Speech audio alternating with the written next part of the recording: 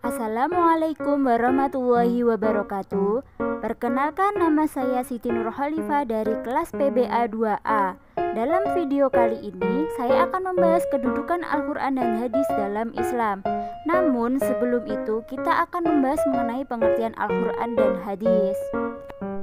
Pengertian Al-Quran.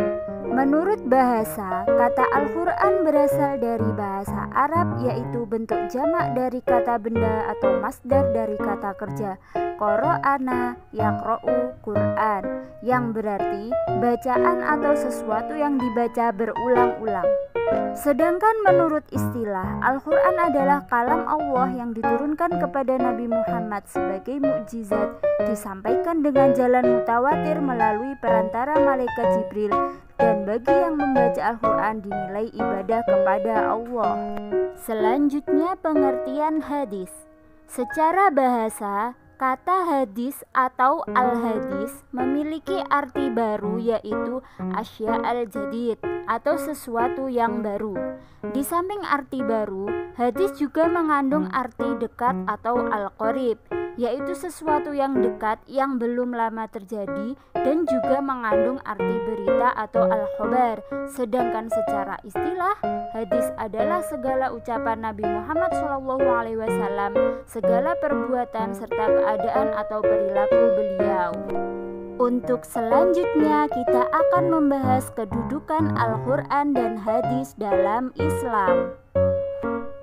Kedudukan Al-Quran. Al-Quran merupakan sumber hukum Islam yang pertama dan yang utama. Maksud dari Al-Quran sebagai sumber hukum pertama dan yang utama adalah tidak boleh ada satu peraturan pun yang bertentangan dengan Al-Quran. Secara garis besar, penafsiran Al-Quran terdiri dari 3 cara. Di antaranya, yang pertama, ijma atau global. Maksudnya, penjelasan Al-Quran bersifat umum, sedangkan hadis Nabi kemudian menjelaskannya secara khusus, seperti perintah memulai sholat, menunaikan zakat, dan penjelasan lafadz yang tidak jelas artinya. Yang kedua, tafsili atau detail.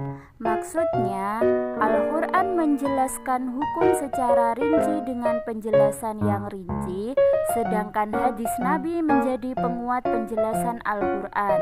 Misalnya, hukum waris, tata cara dan perhitungan talak, mahram atau orang yang dilarang dinikahi, tata cara li'an atau saling laknat antara suami istri, dan memutus perkara pidana hudud.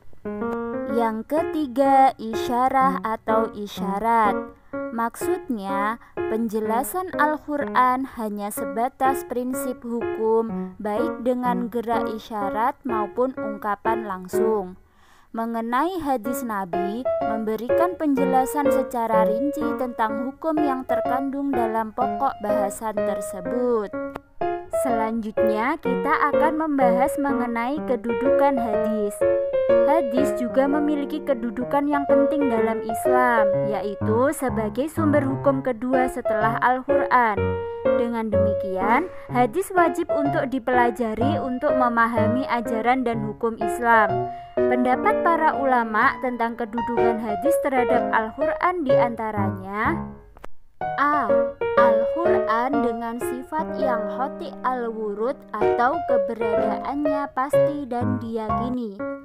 Al-Quran harus memiliki nilai yang lebih tinggi kedudukannya dibandingkan dengan hadis, di mana status hadis kecuali mutawatir adalah zani al-wurud atau ayat yang dijadikan sebagai dalil, kepastiannya tidak sampai ke tingkat hoti.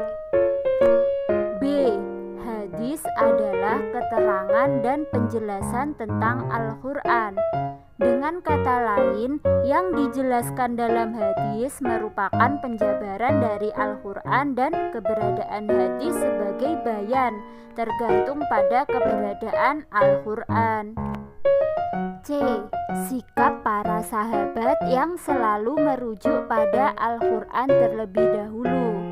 bermaksud untuk mencari jalan keluar dari suatu masalah.